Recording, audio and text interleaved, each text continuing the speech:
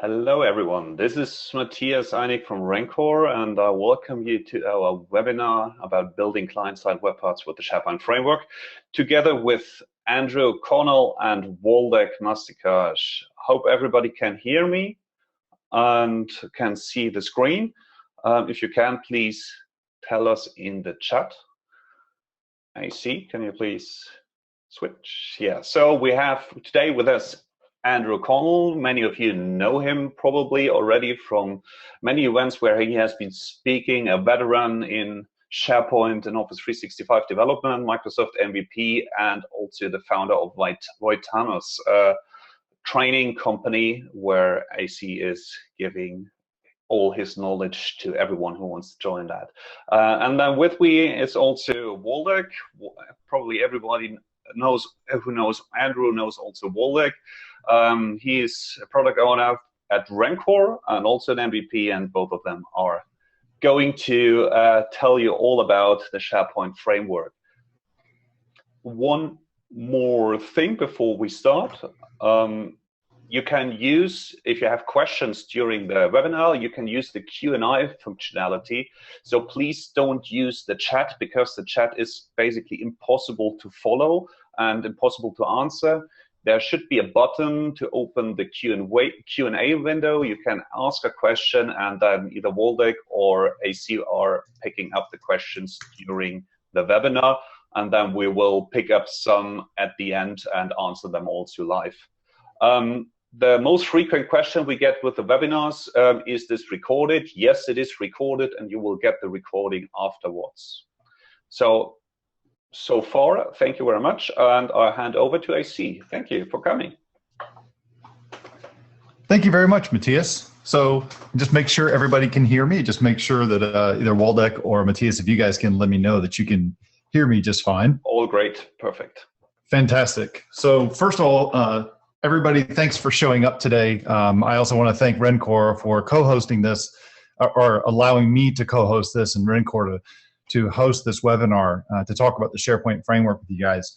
Waldek and I have been got a fun little hour-long session that we're going to give you today. And again, if you have any questions, please feel free to post them to the question panel that we have inside the webinar applet. Waldek is probably going to answer a couple of those while I'm presenting first, and then when I hand it over to him, I may jump in and be able to answer some of the questions as well, and also participate in the chat while he's talking, but I'm not going to try and do those while I'm presenting.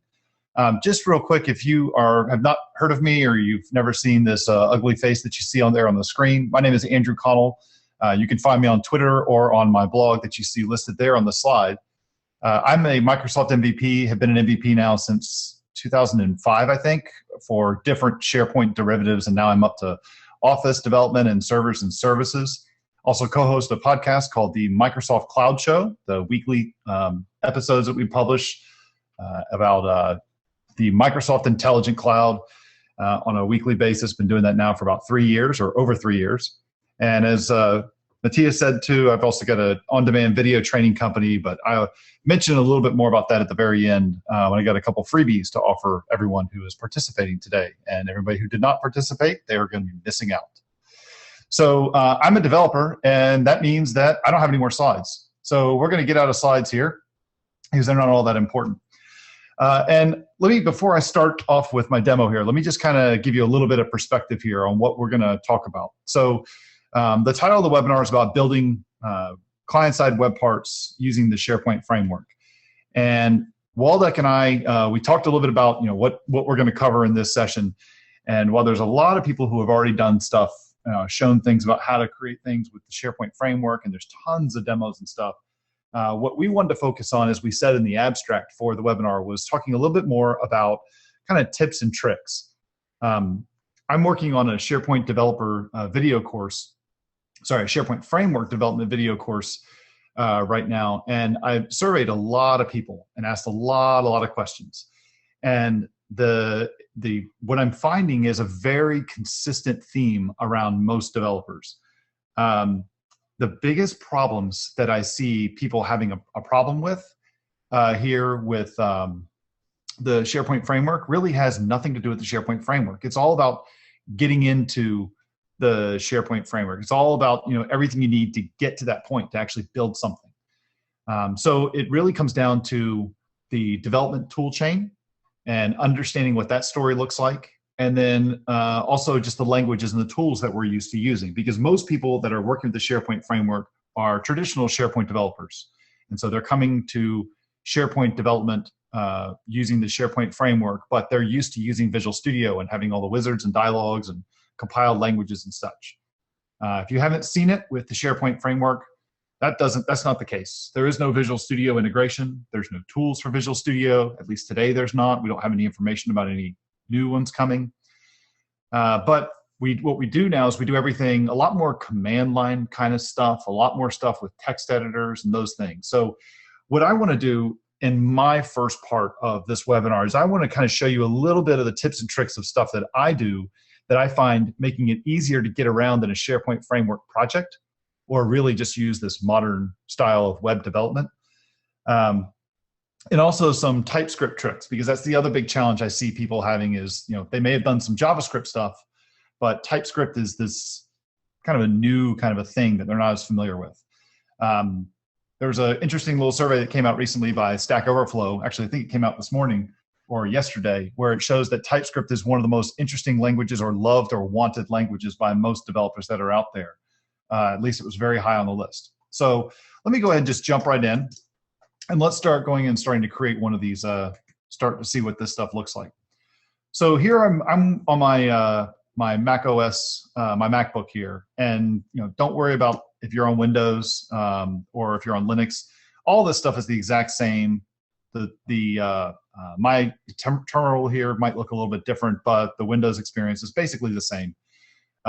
Here, what I'm going to do is I'm going to go in and just jump over into my dev folder, and I'm going to create a new folder here where we're going to create our new web part.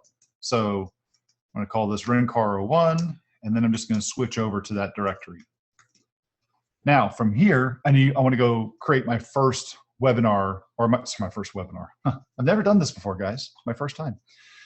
I want to go create my first web part here that we'll play with. So I'm going to come over here and say yo at Microsoft/SharePoint.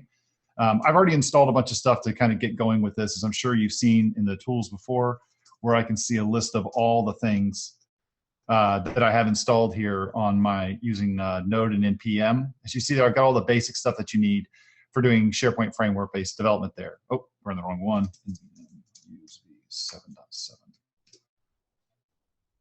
Switch over to that one, and let's run that same command. And there we go. So we can see I've got the generator, I've got Gulp, I've got NPM, and I've got Yeoman installed. So we're going to start off here by saying yo at Microsoft/SharePoint, which is funny. You see all those blue t-shirts people are wearing? It says yo SharePoint. Yeah, it doesn't work. You got to do yo at Microsoft SharePoint. And then I like to always start out with this skip install, which basically says I want to run through the generator, but I don't want it to run npm install at the very end. I want to have a little more control over that. Now I'll show you why I do that in a minute. Like every good developer, you just accept these defaults, you ignore all this stuff. And I'm going to use the JavaScript web framework, but of course, a little bit of attention to detail. Shouldn't J be uppercase? What's your web part name? This is the, we have to have things that are modern. So I'm going to create the modern calculator, right? It's modern calculator. It can do all the modern things we can do in math these days that no one's figured out, like addition, subtraction. What's your web part description? I don't know. Something sounds good. And I'm going to let it go ahead and create everything up. So here I've got a list of all of my files here that we've just gone and created for my modern web part. Now, one of the tools that you can use here to go through and start, installing all your packages and stuff is npm. So I'm going to go ahead and launch my Visual Studio Code or editor real quick. And in the background, I'm going to let it go ahead and start grabbing all the different packages. So you can do that by just saying npm install, or you can just say npm I to get everything. But what I like to do instead is I like to use a tool here called Yarn, because what Yarn does is it's much faster, and it has a really easy caching model. I know npm does as well. But it works absolutely great, and it also has a nice, reliable way of making sure that you always get the right version of what you're looking for if you try and do this multiple times. You can create like a lock file and all that stuff. That's a nice little tool. I have a blog post talking a little bit about Yarn. I know that there have been some issues with Yarn in the past about things hanging either on Windows or on OS X.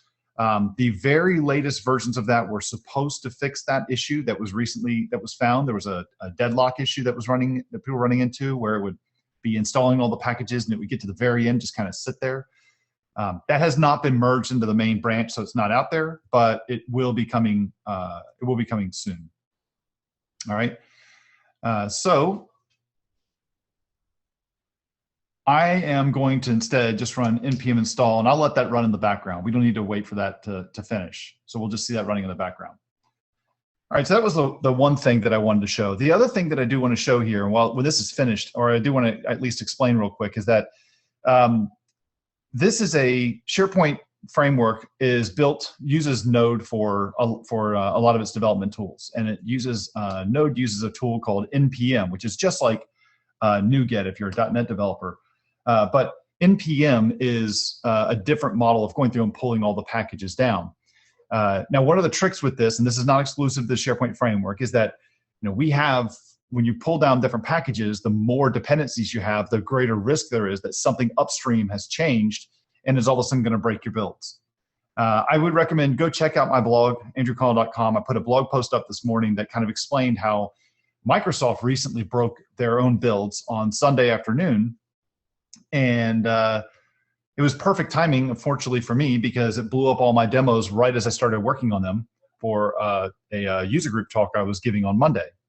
So anyway, I walked through the process about how you would walk through and troubleshoot and find those problems. It's a long kind of story, so I'm not going to do that here. Instead, we're going to walk in, we're going to take a look at some of the files here that we have. So over here, I've got this one file that we're starting out with here called the Modern Calculator Webpart. So I'm going to go ahead and collapse everything first, and then we'll start opening this stuff up. So what do we have? What we have here is our Webpart listed right here. Let's go and go full screen with that. So this guy here, what you see is we have our Webpart. Now, one of the challenges that you can have with this is that when you're used to jumping in to any kind of development, you're used to the tools that be able to explore the different class files and stuff that are available to you. And if you're coming from Visual Studio or to Visual Studio Code, you don't have something like that per se. You don't have a class viewer or an object explorer or anything like that. So what you want to do is you want to know how is the best way to go through and find this stuff. Well, so you see here, I've got the base client-side Webpart selected. One of the things that's really nice about the SharePoint framework is that they have done a really good job at documenting all of the base classes and all the type definitions that they've created. So what I'm going to do here is I'm going to select this guy, and I'm going to hit F12 on my machine. And it tells me, of course, hey, there's no definition associated with that. That's ridiculous. I know that there's one there. No definition. You got to be kidding me. It's because Node's still going through and downloading and installing everything. Fantastic. Great timing there. How far along are we? I thought I had wasted enough time. That's getting there. So Node's still catching up to us as it takes some time in there. Okay, looks like it's gonna be finished in just a second here. Let's hope that finishes. This is why I like using Yarn instead, because Yarn, once I do this first time on my machine, the second time I do it with Yarn, it usually takes about 30 seconds. So we're waiting and we're waiting and we're waiting. The idea here, there we go, now we're done. So now if I hit F12, let's go through and let's kill this project and let's open it back up. Force that refresh. I'll come back over here and hit F12 to go to the definition for this guy. There we go. Now it works. Okay, so now what you see here is I'm inside of one of the definition files that was included in some of the dependencies, and it shows the class, the base client-side Webpart. What this does is it contains a bunch of information about all the things that are available to me. Like, for example, there's a property on here called accessible title that I could set. It's a protected thing. And there's the description of what that is and how I can use it. There's other things here. You can set the title on this. You can set the description property. And the way this works in TypeScript is that you see the way that Microsoft has done it is they've created this abstract class. And then after creating this abstract class, at the very bottom of the file here, they're then exporting the entire class. So everything that's public about it, we can still pull that stuff out. So I can go ahead and use that in here, so I can actually say different things. Like I could do a protected get on any of the different properties here and override those coming back, just like we've done with the render method, which is where our entire web part will be rendered out, and the data version and the thing that we use to go work with the public properties. Now, the other thing that we have here is we have this interface here. It's the iModern Calculator web part properties. And what this is a class that was created that you see right here in my project. This class was created and it has a list of all the properties that are public on my web part. And so these are the things that you would generally have in that tool pane window that shows up on the side of your browser when you're editing the web part. But we have to tell the SharePoint framework what properties are available to us and what things could actually be used. So in my case here, I want to add a few more. I want to add something like, say, if we have a modern calculator, we're going to have two operands associated with it. So I'm going to have operand A, which would be a number, and I have operand B, which is also going to be a number. And then I need to know what the operator is. It's going to be addition, subtraction, multiplication, all that stuff. So I'm going to say operator, and I'm going to call that, well, we have a finite number of things we're going to do. So I probably want to do something like, say, have an enumeration. So I'll say operator enum. So I got to go define my enumeration here. Now, one way you could do that is to go throw it in the same file, export enum, operator enum. We have add, subtract. I'm just going to leave add, subtract just for there as the only two, just for the sake of time here, because I want to make sure I give Waldek enough time. He's got some good stuff to show. But I would not recommend you put these in the same file. It's kind of messy. So instead, I'm going to grab this out, save my changes, come back over here and create a new file and call it my operator enum.ts file and drop that guy in here. Now, the problem I'm going to have with this, though, is when I jump back over here to my modern web part calculator, if I went to go build this project right now, open up my console here and do a gulp build, I'm going to get some errors. And the reason I'm going to get an error here is because the root one that we're looking at here is this part right here, cannot find operator enum. Why is that? Well, that's because just like in .NET or a C# file, we have to import that into this file here. So I would say import statement, and I'm going to pick operator enum, and then operator enum will show up. And now if I go to build, we'll see that the build is actually going to pass. The build went just fine. But this is going to be kind of cumbersome because if you see, if I jump back over here to my web part and I do something like I want to use this enumeration inside this file here, inside my web part file here, I'm going to have to do yet another import over here for an import statement to say operator enum, and I have to duplicate that everywhere I want to use it, right? My build will work now, but oh man, that's going to be a pain. So there's a cool little trick with JavaScript you can do, and it applies to TypeScript as well. So I'm going to come over here. I'm going to say new file. I'm going to go index.ts. And this is a technique called creating a barrel. So what I'm doing is I'm packing a bunch of stuff into one thing and exporting all of that from that one thing.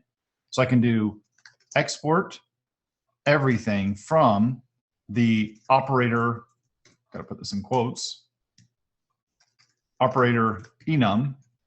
And I'm also going to export everything from oh boy, here we go, let's spell this out. Modern web part, sorry, modern calculator web part properties. Hope I spelled that right. Now, when I do that, here's what's cool about it. If I come back over here to my web part props, I can do this exact same import statement, but I can do it much cleaner. I can just say, grab the root file in the current directory and grab operator enum. If I go over to my web part class right here, I can hide both of these guys, and instead now I can do imports like import everything, pick operator enum, and I must have misspelled it. So let's come back over here and make sure I did that right. Web part props, where's my barrel here? Yeah, I didn't spell it right. I put properties on there. And now if I come over here and hit ta-da, now I've been able to import both of those guys right away. That's a really cool little trick here. Now, the other thing that you're going to want to do is you're going to want to also be able to explore and see what things are available to you. So I'm going to come over here. I'm going to open this guy up. Oh, and just one thing to clarify. This syntax you see here listed here on line 14 at the end, that says look at the current directory or look at the current folder. That trick right there, if I had stuff like, say, in a different folder, like say if I had multiple web parts inside of this project. So let's say I had another web part here for, let's call web part number 2, and then I had something like, say, shared interfaces across everything.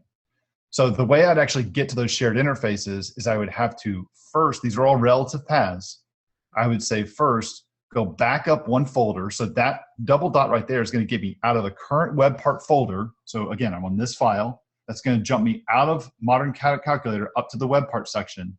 And then I jump back down, shared interfaces. And that would pull those things from that folder. So that way I can easily share things across stuff. Okay? We're not going to do that piece of stuff. We'll build in a minute. Now, the other thing you want to be able to do is figure out what things are available to you. So over here in my Get Property Pane configuration, one thing I see tripping people up a lot is what the different options you have that are available to you down here. Now, thankfully, if you're using things like Visual Studio Code can figure out a lot of this stuff for you. It's got great TypeScript support. For instance, here on Pages, it knows that this Pages object has specific things available to it. And it knows that because the return type is supposed to be an iPropertyPane configuration. So I know that what's going to get returned here, if I just annotate a little bit more, that this thing that's being returned is a iPropertyPane configuration object being returned. So what can this thing have on it? Well, same thing. I can select this thing and hit F12 and jump down and take a look that not only can I have pages like what you see down here listed at the very bottom, but I can also specify what the current page is that's open, or I can show a loading indicator, or I can do a loading indicator delay time. This little question mark means these things are optional. You don't need to use those. So that's just some of the stuff, exploring what's available to us. All right, let's back out of this real quick. And let's come back over here and let's look a little bit farther down and let's say, oh, look, we have a property pane text field. So that's the default one we had. But notice if you remember, we had other options as well that we created. We created operator A, operator B, sorry, operand A, operand B, and an operator. So I want to see, like, what other options do I have here for group fields? Well, I'm going to take this guy, take a look at this. And you can see that there is an interface that iPropertyPane field, and then that is what I can pass in. Okay, so group fields can be of one of those types. So let's come over here and let's go to his definition. So if I look at groups here, these are all the different groups. It's the option here. So property pane text field. Now, I want to see what other options are available to me. Now, if I scroll up, we know that this has been imported onto the file, onto this current file somehow, and we can see that listed right here. So I'm going to guess that inside of this web part base, there's probably some more stuff that I could take advantage of. So if I come over here, and I'm going to put in some my imports that would go here, and let's see what else is available to us. I'm just going to hit Control Space and check out the list of all the things available to us. Well, specifically, let's do property, pane, and then what fields are available to us. Oh, look, there's a button, there's a checkbox, there's a choice group, a custom field, there's even a drop down. And so I'm going to pick a drop down, and then, hey, I wonder if the drop down's got anything else available to it. So I'm going to select that. Actually, before I do that, let's go create that guy. So I'm going to grab that guy, scroll down here a little bit, and let's add in another one. So you can see that this group fields on line 52, this guy is an array, and so there's a bunch of options available to me. So I'm going to come over here and add a comma and create a new item there, and I get some nice little intelligence that's going to show up. It says you're looking for a target property. Well, what do we call it? Operator. That was our target property. So let's put that in quotes. And then it says, hey, you can put some properties in there. iPropertyPane drop-down props. So let's come over here and say iPropertyPane drop-down props. We're going to have to import that guy. Let's jump back up to the top of our file and let's import him. We'll come back down to where I just was. And this is going to be an object. So let's see what options we have here. I'm going to hit Control Space again. And didn't see what I was looking for when I thought I'd get it. That's okay. Let's come over here and let's go over to the properties for this guy and let's see what it's available to us. No definition. Oh, lovely. Let's try that again. How about property, pane? Just drop down props. That guy. and then go to his. There we go. So here we go. I picked the wrong one. I have a label. I can have an optional selected option. I can have a collection, or the selected key. So that would be the index number or the string of the option that you present to people. I could have a collection of options, and I can have if it's disabled or not. It's kind of interesting. That's empty. Why would you have a drop-down list with nothing in it? I guess it would be handy if you're going to dynamically populate it. So if I come back over here, back to my web part, and let's make sure that we have the right, oops, scroll too far. Let's make sure we have the right, there we go. I misspelled it, I just saw that. Here we go, so here's our label. Our label is Hi Rencore. Probably not applicable, but still sounds good. And I've got my options. So what are my options here? My options, these are, remember we saw in our data type just a minute ago. Let's come back over here. These are an array of iPropertyPane drop-down options. So hopefully you can see now where I'm going with this. I can see, you know, this can be an array, type of an array. So I can come over here and do like this, and then I can create my array of items. And so in each one of these guys, if I create a new object there, I'd have all the different things I could put inside of this, like a key, a text, and all that stuff. So you can just see, I wanted to show you how to kind of navigate and find the different objects that are available to you inside of TypeScript. Because I'm from my experience, this has been a very new thing to a lot of traditional SharePoint developers. So I just wanted to make sure you were aware of that. Now, the other thing that I want to show you is let's talk about some of the files that the SharePoint framework has in it. So let's collapse all these folders down, and let's come over here and look at the config folder. Now, actually, let's look at the Webpart manifest first. So I'm going to come over here to the, where is it? My calculator. I'm going to look at the manifest. So let's take a look at some of the other important files that you're going to want to pay attention to, specifically for SharePoint Framework and Webpart, client-side web parts. Now, the top part up here, ignore it. You don't want to pay attention to that stuff. Let's look instead at the pre-configured entries. If you've built a web part in the past, you may be familiar with the .webpart file, that XML file. Well, this is basically the JSON version of it. You can see here, you can specify the group and the group ID of where the stuff is going to show up. This is not under development. This is a polished, fine piece of art. Pieces of art. There we go. That's where my web parts go. We have a modern calculator. Of course, we don't want to have just without a space in there. We have a modern calculator. Of course, nobody doing that again. That's just me. 2017. Oh, way in the future. And then this section here, the description. These are going to be the different items, public property. So here's where I would have things, or sorry, this is going to be the description you would show on the browser when people select the web part. And then these are going to be your public properties. These are the values you want it to initialize to. So like operand A, this maybe is like the number 10. All right. Now, the other thing we have here is, hey, you can set the icon that shows up in the list of all the different property pages or all the different web parts. So how do you find out one option there? Well, let's come over here and let's take a look. If I go over to jump in my browser and go to dev.office.com/fabric, it's pointing to all the different icons that we have available to us inside the Office UI fabric. And you see there's a long list here. So we can find some, cool icons here, like, oh, there's no beer. How about one? There's no wine. How about whiskey? Whiskey? No. Scott? How about PowerPoint? Oh, sure, of course. We got the things we don't ever want, like PowerPoint or project. Oh, gosh, but we don't have beer. Are you serious? How about, oh, good point there. So somebody just asked that. Oh, there we go. We do have coffee. Beans? I would put a coffee cup on there, but that's okay. Anyway, here. So what you can do here is you get coffee. What I can do is I can come back over to my project and say coffee. And now the icon for coffee would show up. Kind of cool, huh?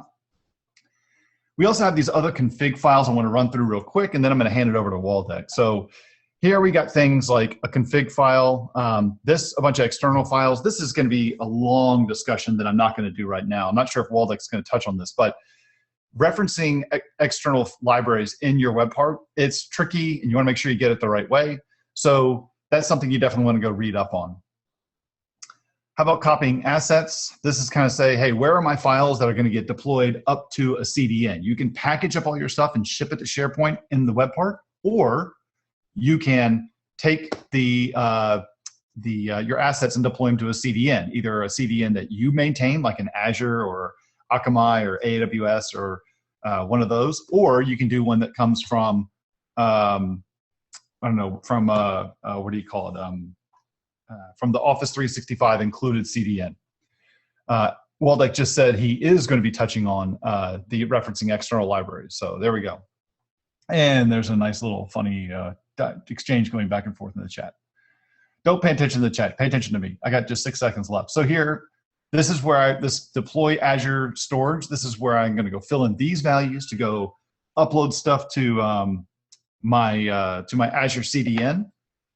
Some information here about package solution. I'm not a fan of how they did this. I wish that Microsoft would kind of have one config file. We can specify everything. Instead, they like to have lots of files. You know, they're Microsoft usually. I'm surprised they actually switched over to JSON. It was all XML, but hey, you know, whatever.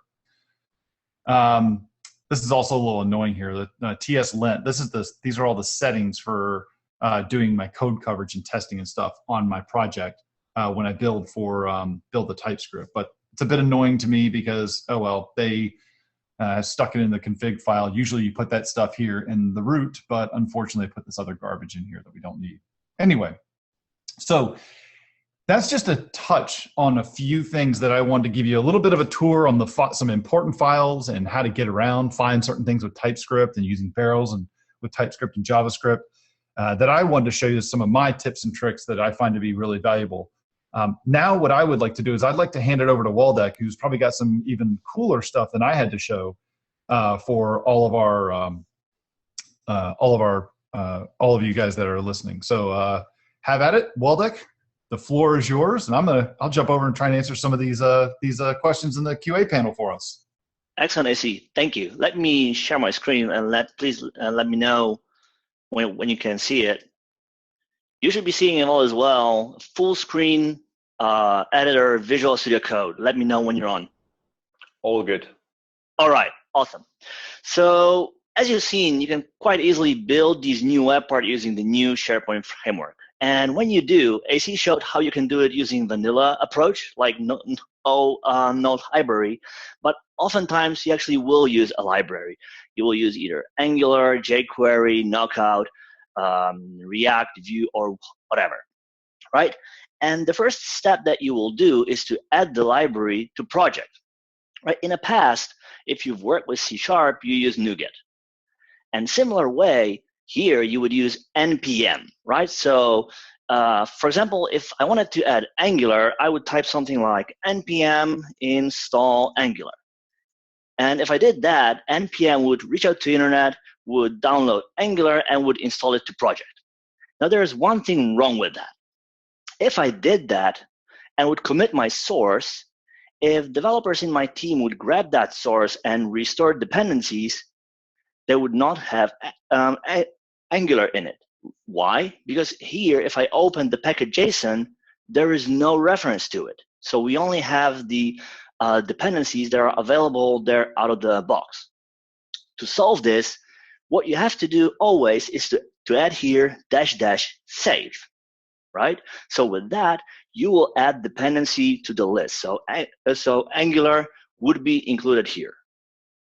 But even then, now imagine that you would grab the source, you would restore dependencies, and even then, there is still one thing wrong. If you look at the version, here it says 1.6.3, which is the latest version available today. But before that is also a caret here. And that basically says that you're referring to a range of versions and not a version. So in other words, imagine that you commit that code to source. And tomorrow or over a few days, there will be Angular 1.6.4 or 0.5. If someone would grab this code, restore the dependencies, they will get the version, the latest version available at that time. Meaning, across the board, even though your code might look the same, you would not be using the same code. And eventually, this might lead to a case such as it works on your box, but it does not work on another box.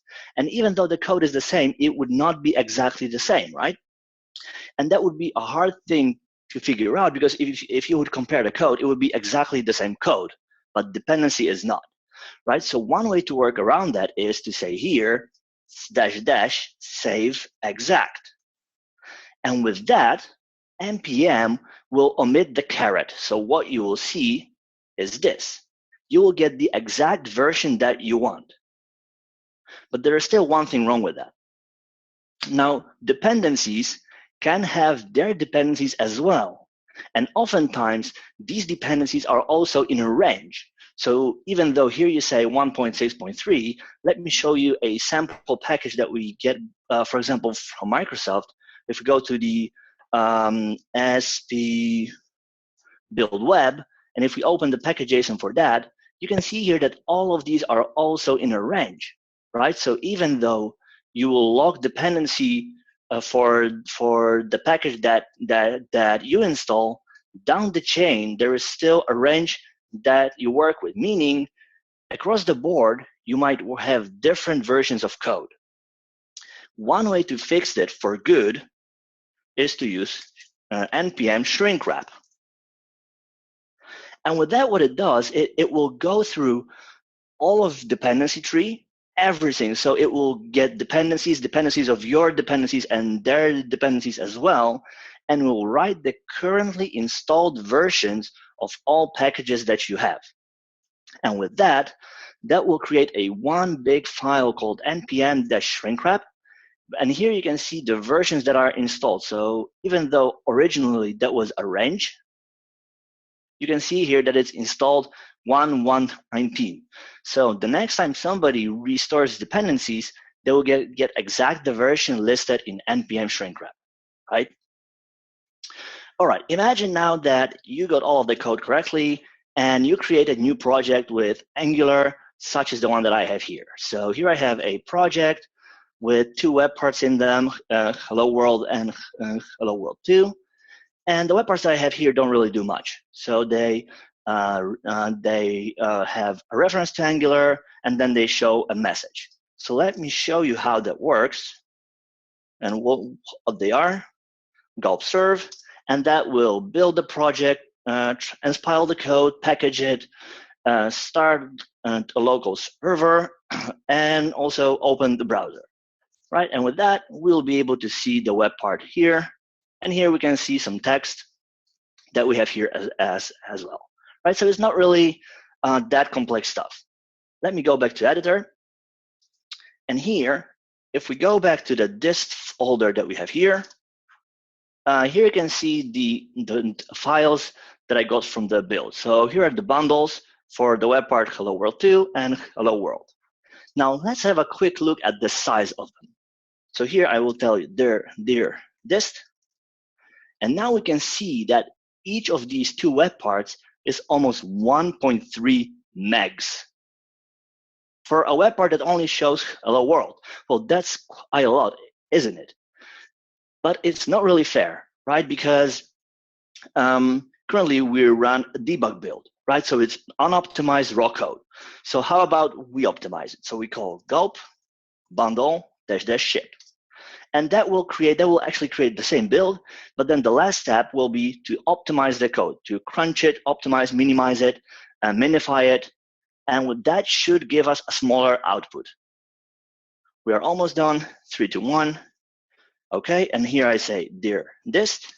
And now we can see that we are down to 182K per web part, which is still a lot if you think about it for a web part that only shows some text. Now the problem with that is that the web part includes all of the Angular in its code. And I have two web parts, so with that, I load Angular on the page twice, whole Angular, right? So that's already a lot. And one way to work around it is not to include Angular in bundle, but actually to load it from a URL. And the best part about it is that your code is exactly the same. Right? To load a library from a URL, you don't need to change anything about the code. Here you go to the config JSON externals, there you go. And here you can say that, for example, you want to load Angular from a URL. And now it's the tricky part. So there are two ways in which you can refer or specify the URL. You can either do it like HTTPS URL, or there's another way where you say path and you specify the URL. And you also, I didn't mean to do that, sorry. And here you say global name, and here you say Angular. And these two types are not the same.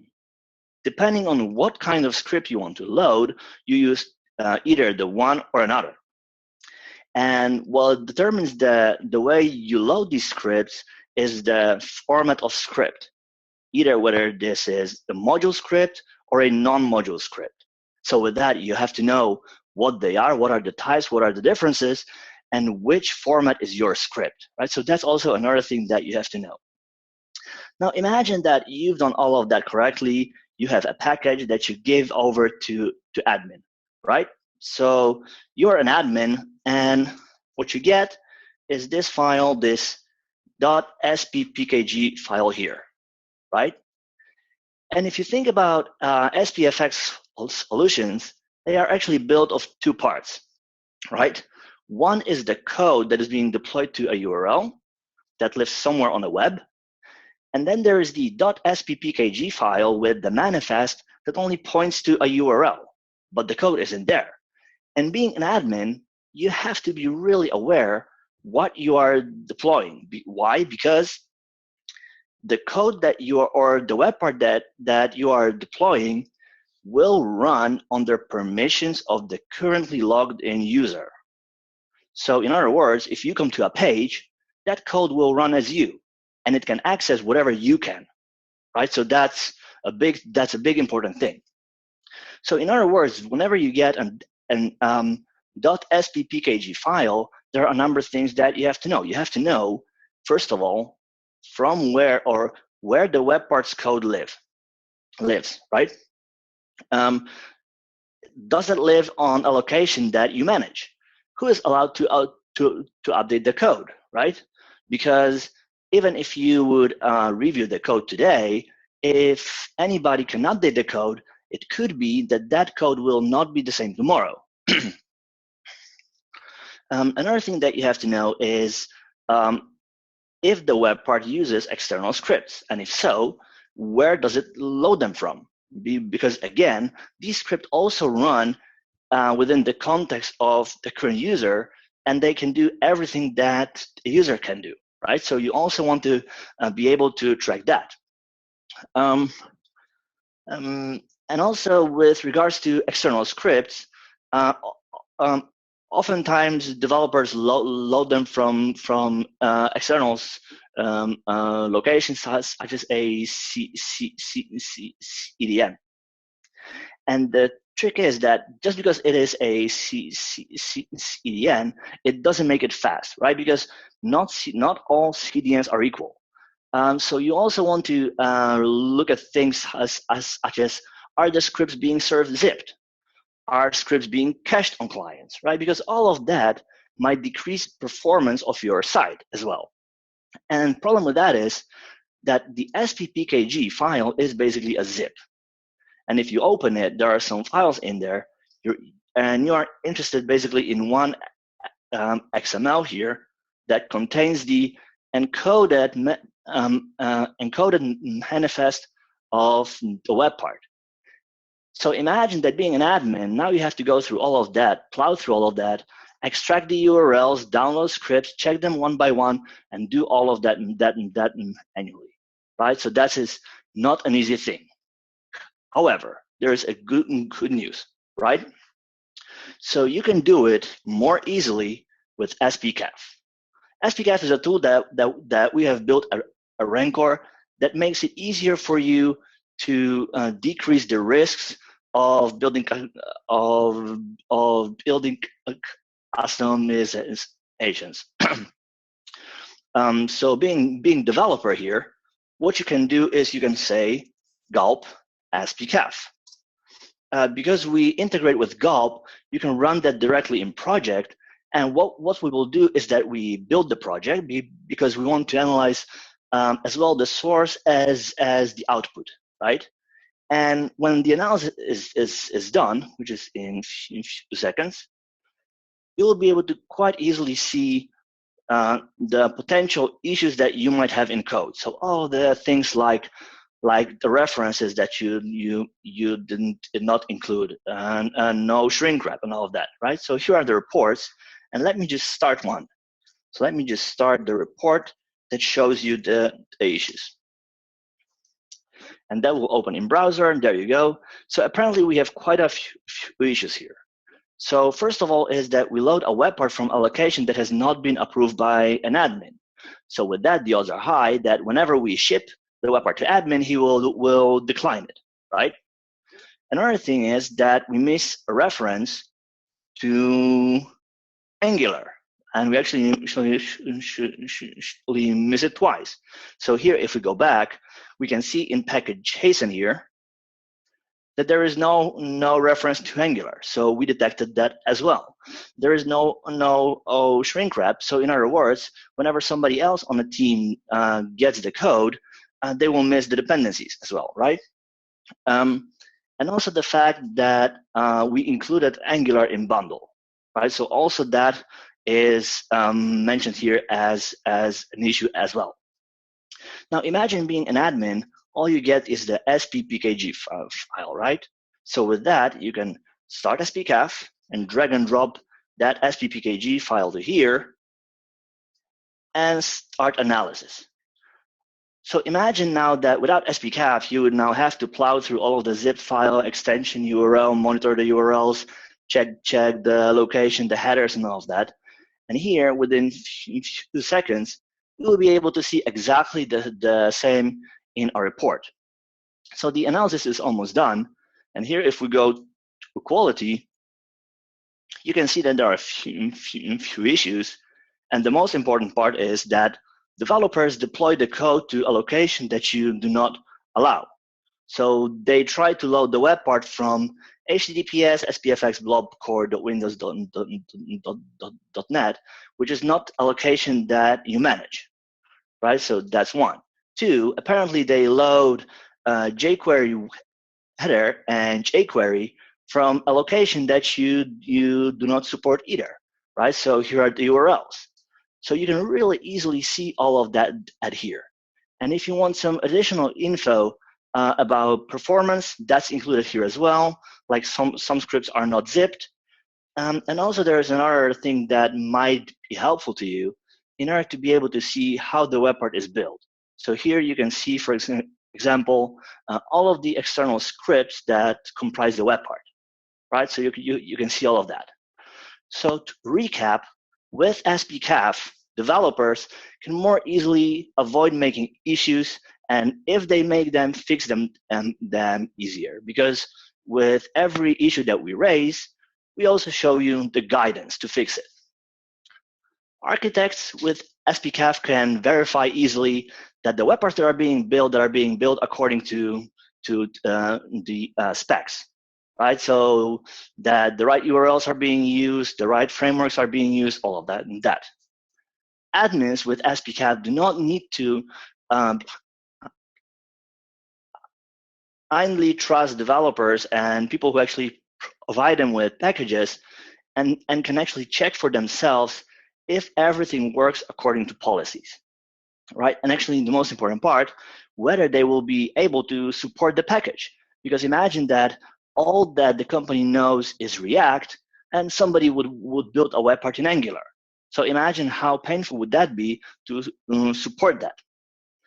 And finally, with SPCAF, companies will be able to get more ROI from everything that they build, because they will be able to ensure that they run securely and that everything is according to the guidelines that they have.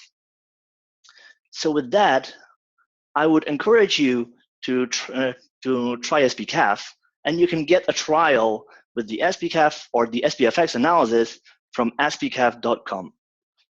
We have a few more minutes left, and before we go over to Q&A, there are two announcements. So Matt? Yeah, just thank you, Waldek. Just for everybody, we are going to do those webinars now regularly. So the next webinar is in a little bit over a month about securing Office 365 and Microsoft Azure by Jussi Roin from on-site in Helsinki, also an MVP, a certified master. So if you want to join there, just sign up like you signed up for this webinar. And Andrew. Now I'm not muted. Yes. Great job, Waldek. That was awesome. Thank you. Also very timely. My blog post actually touched on the whole shrink wrap thing this morning. So I just wanted to throw out a few free resources for everyone. As Waldek mentioned and Matthias mentioned at the beginning of the webinar, I have a training company where I do all of my my video-based training. I have one of the things I mentioned at the beginning was that I see that people have the biggest challenge getting up to speed and getting into SharePoint development because of the new build toolchain. So what I did is I put together a 10-day email course called Understanding the SPFX Dev Toolchain. You can go sign up for that on my website. If you just go to that first link you see down there on the bottom of the screen to sign up, it will make sure that I keep track of the fact that you came from this webinar so I can offer you special things in the future. But that's free, and you get a new email every day for 10 days, except on the weekends, to where you can do some stuff. And I see some people here commenting on it on the chat, so thank you very much. And then the other thing is I'm working on a on-demand video course that's going to be very big on developing with the SharePoint framework. The first bundle for that, the starter bundle, is going to be going live. It's effectively just going to be a video version of the email course. That's going live, it says this week. Just as a little secret to you guys, it's going to be going live probably on Sunday, but that's going to be like a soft launch while I make sure everything looks good, and then I'll announce it on Monday. So other stuff will be coming soon after that, and then those are just some other links on where you can find me. So with that, how about we open up for Q&A? Sounds good. Hey, I've got one that I saw someone asked about, and they also pinged me in the chat. And so I told them that I was going to answer this one over the audio since it's a longer discussion. And Waldek, you're probably going to want to jump in here. But this is from Stefan. He said, working with all this hard-coded relative paths looks like refactoring, oh, chat's moving on me, will be a pain in the, I'll refrain from that part. So many strings inside of code seems far away from the clean code pragma paradigm. Are there other ways for doing this? So just when you're doing things in a more interpreted language like TypeScript or JavaScript or Python or anything that's a more interpreted language, you're usually using the relative paths for things instead of it being like a compiled language. You need to, what you need to do here is you need to you're going to have to go through and to put these relative paths inside of your projects when you want to reference files from different places. The trick of using barrels makes it significantly easier, and in fact, you can even put a barrel that includes another barrel that includes another barrel and put that at the root of your project, and then just remember that, hey, I need to go up to the very top and import all of those different things. So you have a bunch of different things that are there. So the answer is that no, there's not other ways of doing it. It's just tricks of managing the way that we have of being able to import different things. So that's my take on it. I don't know, Waldek, if you had any comments about it. So the one thing that I would add to it is that in similar way that in C# you would build DLL, you can hear, so imagine that you have a piece of code that you reuse over and over again. So the same way here, you could build a package that you distribute as a package and you reference that. So with that, the Webpart that would use your package does not need to know all of the paths, right? Because no matter the paths inside the package, you would import the package and using the barrels, you would be able to actually abstract away the internal path from consumer of the package, if that makes sense. Yeah, that does make sense. At least to me, it makes sense. You weren't answering it for me, so. Do you want to grab one of these next questions, or do you want me to jump with one? I saw a few other ones. I mean, I share my screen. I don't have Q&A now on screen, so I don't want to move around. So if you can just pick some off the list, sure, and announce them, and we can just sure, Q&A them. Sure, absolutely. So Alexander had the question, are there going to be a possibility after rendering a list in columns and modern views, is this going to be included in the SharePoint framework? There were some other questions here. I saw people asking about, hey, what about the ability to do publishing pages? What about doing list view, list forms and stuff? I'll be very, very blunt. Microsoft today has shipped the SharePoint framework as version 1.0, which is the first iteration of it. And in doing so, they wanted to focus on two things. They wanted to make sure, number one, that they had a dev toolchain that they could live with for a while. And then number two, they also wanted to ensure that the client-side web parts worked. Anything beyond that, that's all future stuff. So they have talked about some roadmap-y kind of stuff on what they're looking to do, about doing potentially full-page apps, for potentially doing a bunch of different things. There was a webinar a couple weeks ago that the SharePoint Patterns and Practices JavaScript and SharePoint Framework Special Interest Group, it's a mouthful, where they went through and did some roadmapping kind of stuff, and I had a blog post that kind of recapped some of that stuff. I'd recommend you go back and find that to be able to go see like where their plans are. But I don't want to say what you will be able to do.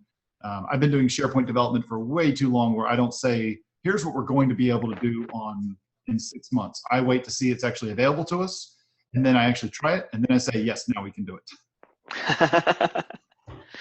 Yeah, I think the only thing that we can add to it is, I can add to it, is that there is a roadmap available on dev.office.com where you can see some of the ideas that Microsoft has, and amongst them are actually JS Link, user action, so equivalents of these techniques that we know from the past and porting them to SPFX. So these are ideas that they have and that we might see somewhere someday, right? But yeah, as Andrew said, there is no guarantee on when or even if, right? So you just need to wait and try to build your things using solutions that we have available today. And I will add to that, go to the user voice thing. Oh yeah, voice your opinion on what you want. I mean, this is I know that the biggest customer of the SharePoint framework is Microsoft in and of itself, because they're building it for their own extensions to SharePoint, which is good compared to how it was in the past, where they would give us things like sandbox solutions and different kinds of add-ins or add-ons or apps, whatever you want to call them. And then they'd say, go extend your SharePoint that way. And we're like, no, we want to do it the way you guys do it. And Microsoft says, no, we don't do it that way. We use our own stuff. This way now, the SharePoint framework, this is how they're extending SharePoint. So the more of a voice that a feature has, the better chance it has at getting implemented in the SharePoint framework. They're going to listen to it. So I'd recommend that. Yep. This is another good question here I see come up a lot. This came in just recently, but excuse me for mispronouncing this. Anjan says, what do I miss out if I continue with my SPA development using Angular, React, or other build workflow and not use the SharePoint framework? There are other questions about different libraries as well, and about Angular too. So let me give you my 2 or 3 cents, and then I will, and then Waldek, you can jump in as well. So let me just give you a couple facts there. First of all, if you don't use the SharePoint framework, you won't be able to get customizations on modern pages, period, end of story. So if Microsoft has modern pages there, the old style of doing web parts, the old style of doing add-ins and stuff, that won't be available, at least today, will not be available on modern pages. So if you want to have your stuff work on modern pages, like the team sites and group pages and maybe even the new document libraries and such, you're going to have to use the SharePoint framework. Now the thing about libraries, there's nothing that stops you from using any web framework that you want to use. Angular, Angular 1, Angular 2, Angular 4, Vue, React, Knockout, you can use whatever you want. Microsoft has chosen for their development to use React. You can choose to follow their suit as well. For me personally, I'm more of an Angular fan. I don't care for React, but that's just a personal decision. Nothing against React. I just don't like it as a personal opinion there. The only one that has problems is Angular 2. What people are calling Angular 2, but the new name for it is just Angular. Angular 1 is referred to as Angular JS. The problem with Angular 2 is not with the SharePoint framework. It's a problem with Angular itself, and it's because Angular wants to own the whole page, and it wants to have a single top-level component that is responsible for loading all of the other components. The problem is that the developer has to own the page, and in SharePoint, these are composed pages. So it works fine for the first Angular 2 web part you put on the page, but the second, the third, and whatever after that, they're not going to run. There are ways that you've seen on people's blogs that have shown how to do it, but they're dynamically adding to the page. And I'm just going to caution you on the performance and the weight of the page if you go about doing it that way. So that's my 2 cents on it. I would not try to do Angular 2 development in SharePoint Framework today. I would wait, and instead I would look to something else. For me, I use Angular 1.6, and I use the component model because it feels very much like Angular 2. Microsoft, and Jan, just one thing there. When you say Microsoft says React, Microsoft has chosen React for their SharePoint development. That does not mean that they say React is the best one. You got anything to say to that? Where do I start? Yeah, I think. Yeah. So. Yeah, so you can use whatever you want. Angular 2 has its limits currently with web parts, but imagine that if Microsoft, or when they will build support for full-page apps, then that in theory would not be an issue, right? Because you would own the whole page and there's only one instance. So that's in theory, right? So that might or might not change. But currently in web parts, definitely not something that you want to touch because there is no clean way to do it. Myself, I've been doing stuff in React, in Angular. They're both okay. They have their own pros and cons, and sure, I mean, you can. It's in a way it is similar to taste, right? You like this or that more, and sure, I mean, you can use anything. At the end of the day, the most important thing is that you ship and you can support whatever you build. It's already 2 past, so we're running over. How about we close and we take note of all of the questions that we were not able to answer, and then we will answer them in follow-up. That sounds good to me. Yeah, I know that you guys are going to have a follow-up blog post, and I'll do the same as well. And so just for all the listeners, if they just want to keep track of the Rencore blog, your blog, and my blog, we can make sure that we're going to have an export of all the questions. There's a lot of really good questions here that we can definitely answer over the next few days. Cool. All right, thank you very much, AC. Thank you, Waldek. Yes, we will collect all those questions that are still open and also the answered one. We will review them and put them into a blog post together with the webinar recording. Everybody will receive a link via email once the recording is available, and just follow also our blog. And once again, we will do even more webinars. So we're planning at least doing one a month with the SharePoint celebrities from all around the world. So like you guys, thank you everybody for joining, and see you soon in the next webinar. Bye-bye. Bye. Thank you guys.